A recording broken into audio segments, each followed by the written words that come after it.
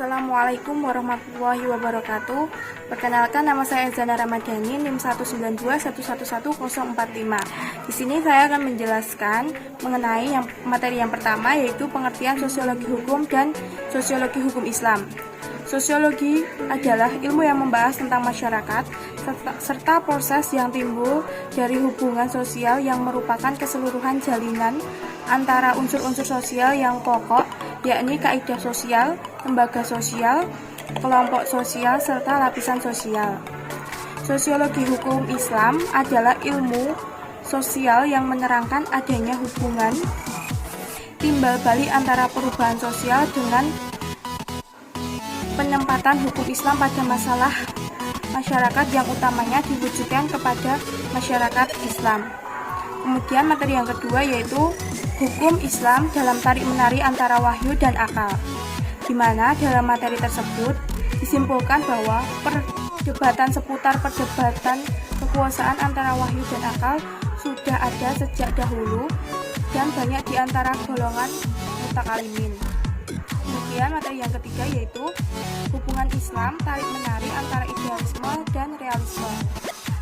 Dalam hukum Islam, tarik-menarik antara idealisme dan realisme terjadi karena adanya ketentuan nas yang mesti dilakukan dengan tuntutan perubahan dalam masyarakat.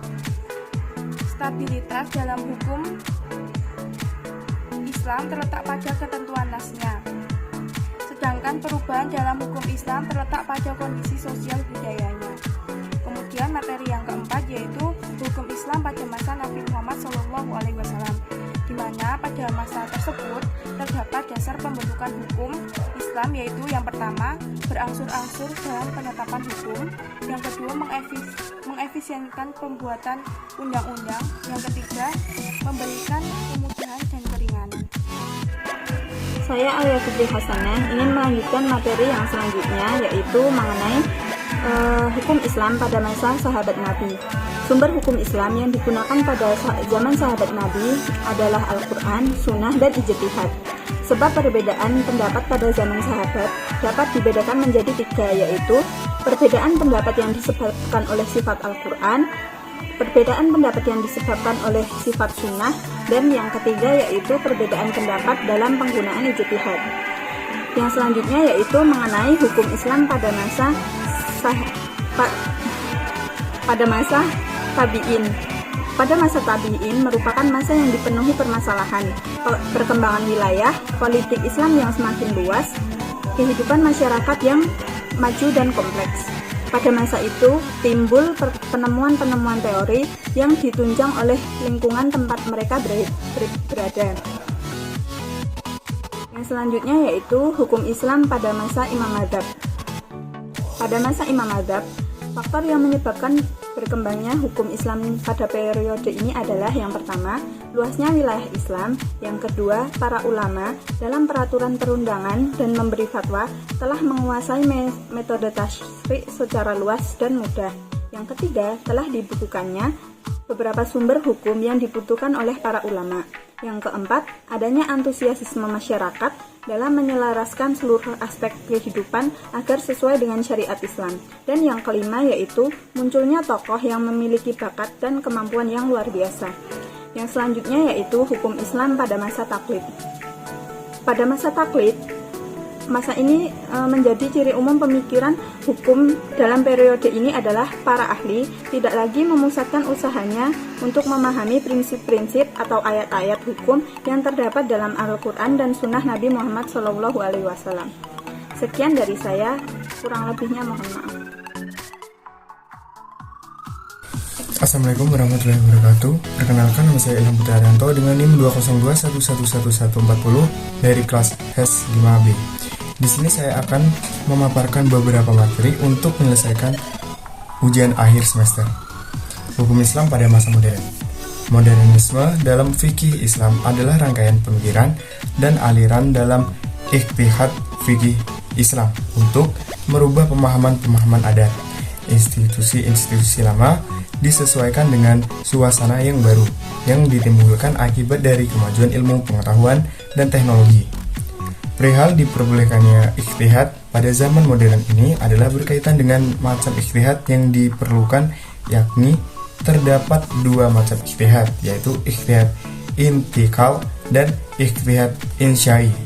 Kajian ijtihad dalam hukum Islam yang ditempuh oleh para ulama tersebut memiliki perbedaan dalam pendekatannya, sehingga menimbulkan beberapa aliran-aliran baru, yaitu literalisme, turfisme, sekterisme, dan moderat. Dapat ditarik kesimpulan bahwa implikasi hukum Islam dalam bentuk perundang-undangan di negara muslim sebagian besar hanya berkenan dengan hukum keluarga ataupun hukum personal. Hanya sebagian kecil negara yang mencoba mengimplementasikan semua aspek hukum Islam dalam perundang-undangan mereka. Interaksi hukum dan gejala sosial dalam masyarakat. Dalam pemecahan masalah sosial dilakukan dengan dua pendekatan, yaitu preventif dan reaksif.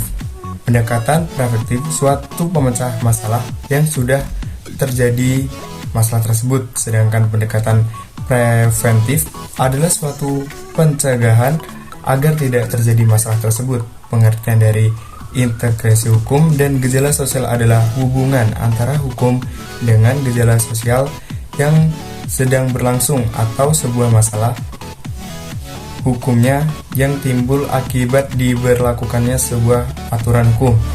Adanya perubahan antara aturan hukum akan menyebabkan perubahan sosial dalam masyarakat. Dalam kondisi sekarang, kaidah masa lalu sudah mulai muncul, sedangkan kaidah yang belum tersedia. Hukum Islam dalam perubahan sosial. Pemaparan tentang hukum Islam dalam perubahan sosial dapat diambil kesimpulan bahwa hubungan sosial dan hukum Islam, perubahan sosial seiring berkaitan dan bersifat timbal balik. Artinya hukum Islam itu dapat mempengaruhi perubahan sosial, dan sebaliknya perubahan sosial pun berimplikasi terhadap perubahan hukum Islam. Perubahan hukum Islam dapat membawa kepada perubahan sosial apabila hukum Islam itu telah menjadi adat bagi suatu masyarakat. Hukum sebagai sarana untuk merubah masyarakat.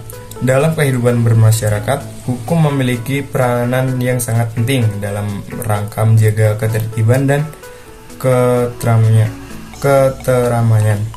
Hal ini disebabkan karena hukum mengatur agar kepentingan masing-masing individu tidak bersinggungan dengan kepentingan umum, dan mengatur tentang hak dan kewajiban masyarakat untuk para pihak dalam suatu hubungan hukum dan lain sebagainya. Kaitan antara hukum dengan perubahan masyarakat ini dapat dilihat secara nyata di dalam bentuk perubahan masyarakat yang dikehendaki dan direncanakan. Hukum dapat berfungsi sebagai alat untuk merubah masyarakat menuju cita-cita yang diharapkan. Sekian dari saya. Wassalamualaikum warahmatullahi wabarakatuh.